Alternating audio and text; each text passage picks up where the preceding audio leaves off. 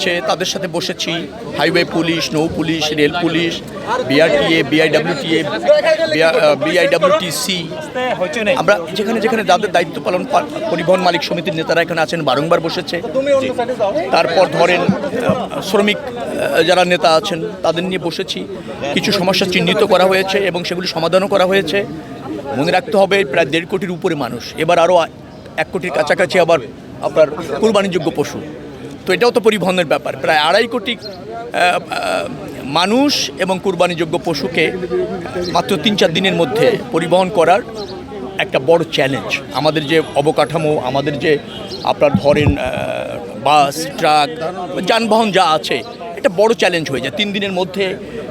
এটাকে একেবারে ম্যানেজ করে নির্বিঘ্নে যাতায়াতটা আরামদায়ক করা, স্বস্তিতে করা একটু চ্যালেঞ্জ।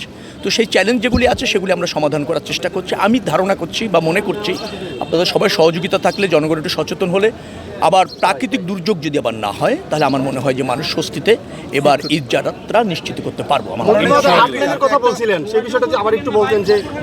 আমি যা বলেছি, এই রাস্তাটা ঢাকা থেকে চিটাগাং যাওয়ার জন্য 10 লেনে হওয়া বাঞ্ছনীয়, যে লোড এই রাস্তার তাতে বাঞ্ছনীয়, এবং সেই লক্ষ্যে কাজ হচ্ছে। এখন তো 4 লেন আছে, 10 লেন মানে হচ্ছে 8 আপনার মূল লেন আর 2 হলো সার্ভিস লেন আর কি।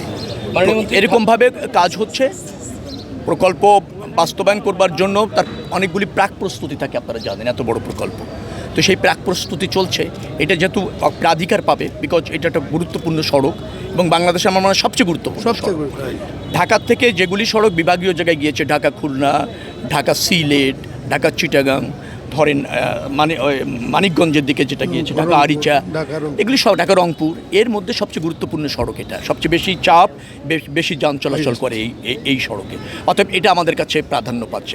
জেনে রাখবেন, আমাদের যে মহাসড়ক বিভাগের যে মহাপরিকল্পনা আছে, যেটাকে বলা হয়, যে সেই যে পরিকল্পনা, সেখানেও আমাদের 8 লেনে উন্নত করবার জন্য প্রায় 400 কিলোমিটার রাস্তা নির্ধারণ আমরা করেছি, টার্গেট করেছি, যদিও এটা 2031 সালে মধ্যে আমরা করতে চাই। আবার ধরেন 6 লেনে উন্নত করবার জন্য প্রায় রয়েছে 600 কিলোমিটারের মতো রাস্তা। আবার 4 লেনে উন্নত করবার জন্য রয়েছে প্রায় 1000 কিলোমিটার মতো রাস্তা। তো আমাদের এই মেয়াদের মধ্যে, অথবা কিছুটা মেয়াদের বাইরেও চলে যাবে, আমরা সেই প্রকল্পগুলি শেষ করতে চাই, অথবা যেগুলি বাইরে চলে যাবে সেগুলি বড় প্রস্তুতি নিয়ে শুরু করতে চাই। সেই লক্ষ্যে কাজ করছি। নিশ্চয়ই এগুলি সমাধান হবে।